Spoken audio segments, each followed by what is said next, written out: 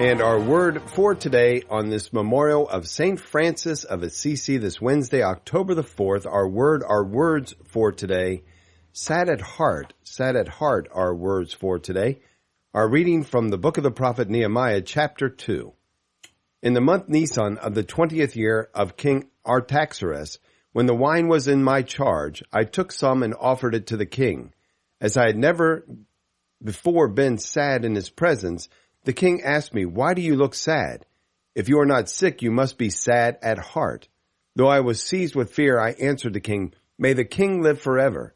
How could I not look sad when the city where my ancestors are buried lies in ruins, and its gates have been eaten out by fire?" The king asked me, "What is it then that you wish?" I prayed to the God of heaven and then answered the king, "If it please the king, and if your servant is deserving of your favor, send me to Judah, to the city of my ancestors' graves, to rebuild it." Then the king and the queen seated beside him asked me how long my journey would take and when I would return. I set a date that was acceptable to him, and the king agreed that I might go. "If I remember you not, if I place not Jerusalem ahead of my joy." I'm sorry. I forgot. My apologies. I asked the king further, "If it please the king, let letters be given to me for the governors of west of Euphrates, that they may afford me safe conduct until I arrive in Judah. Also a letter for Asphath, the keeper of the royal park, that he may give me wood for timbering the gates of the temple citadel and for the city wall and the house that I shall occupy." The king granted my request, for the favoring hand of my God was upon me. Our responsorial psalm, Psalm 137, "Let my tongue be silenced if ever I forget you." By the streams of Babylon we sat and wept when we remembered Zion.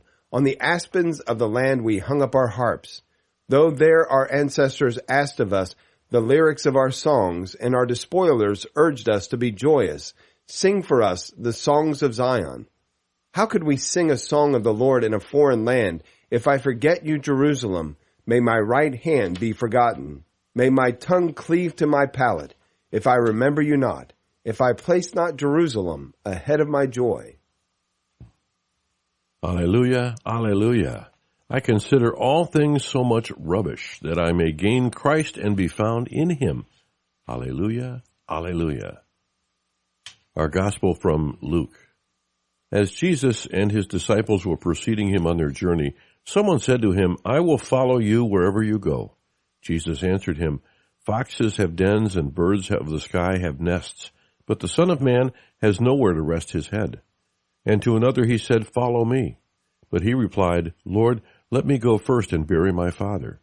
But he answered them, "Let the dead bury their dead, but you go and proclaim the kingdom of God."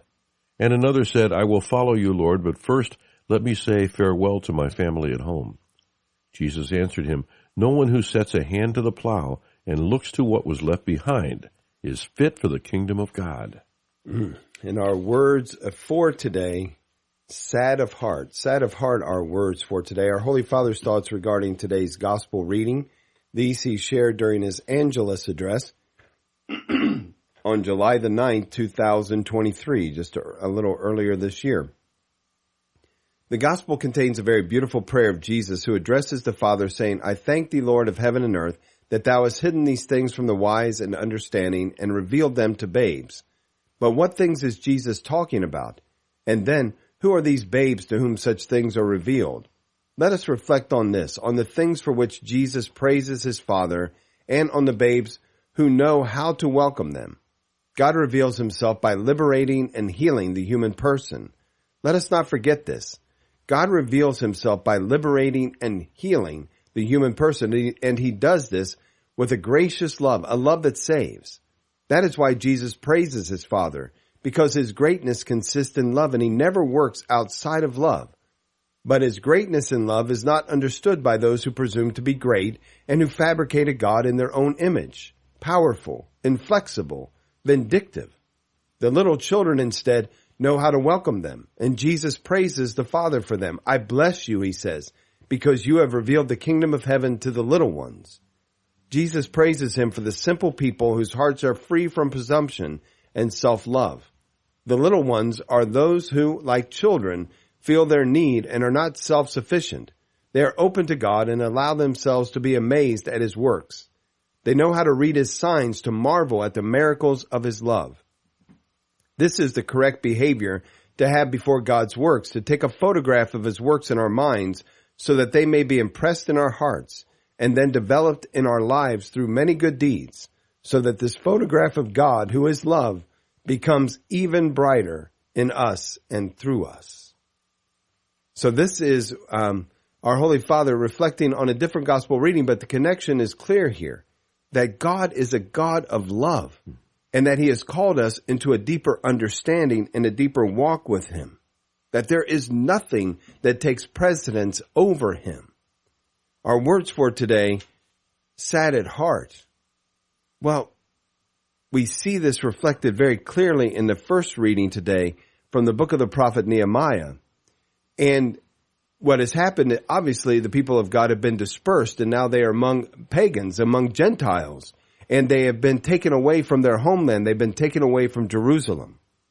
And we see him going before the king and asking for this very special gift to him and to God's people to go back and rebuild rebuild the temple and to rebuild Jerusalem itself, even asking the king to allow him to build his own home there.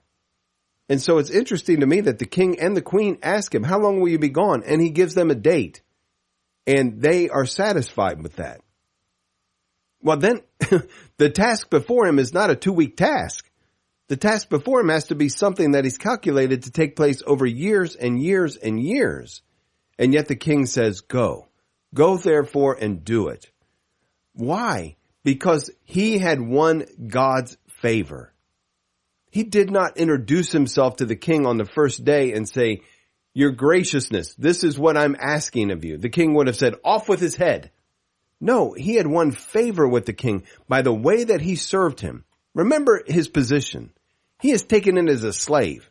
He is made the servant of this king, but he ingratiates himself to the king in such a way that the king wants to honor him because of the way that he has conducted himself. He did not lead with the proclamation that there is one God and him alone shall we serve. No, he served the king faithfully. He gave himself over to that task. He made himself available to be friendly with the king. And in that way, the king had favor on him, and the Lord accomplished his work even in the midst of the slavery of this man.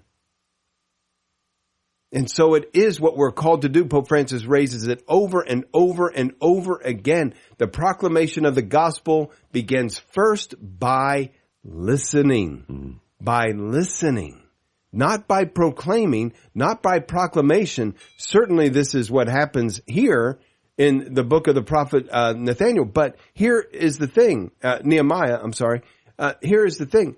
It didn't begin with the proclamation. It began with listening. It began with service. And so we have that same opportunity. And then as we enter into these relationships, people encounter us. They see what is important to us. That yes, in fact, even in the midst of our service, even in the midst of our life, even in the midst of the proclamation of the gospel, we carry about within us a broken heart. A broken heart is what we carry about in our own hearts. Why? Because we know that so many people are choosing not to follow the Lord. And so that breaks our hearts. So many times things are going in exactly the opposite direction of what we know the Lord would want, what he desires. And so we carry about this brokenness within us even as we go about joyfully proclaiming the gospel, because everything is for the Lord and we want everyone to be with the Lord. And it breaks our hearts when we see that it is not moving in that direction. So yes, we are sad at heart even as we proclaim the gospel of freedom, the gospel of joy, the gospel that gives us an opportunity to have a life and to have it in abundance. There's still that brokenness within us that desires that all be saved and come to the knowledge of the truth. Sad at heart, our word for today.